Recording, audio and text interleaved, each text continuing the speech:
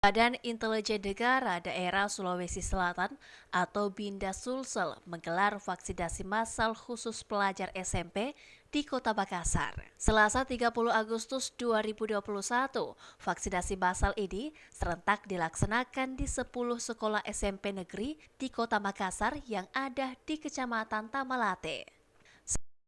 Sebanyak 10.000 dosis vaksin jenis Sinovac disiapkan bagi pelajar SMP ini. Seperti yang terlihat di SMP Negeri 27 Makassar, ratusan siswa mengikuti vaksinasi khusus pelajar.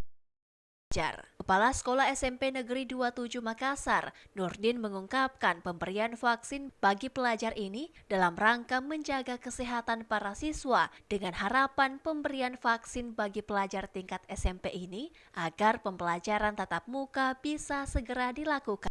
Hari ini adalah vaksin massal untuk peserta didik yang dilaksanakan untuk Kecamatan Tamalate dan khusus untuk SMP Negeri 27 Makassar ini sampai saat ini sudah ada sekitar 600 pendaftar siswa yang siap vaksin.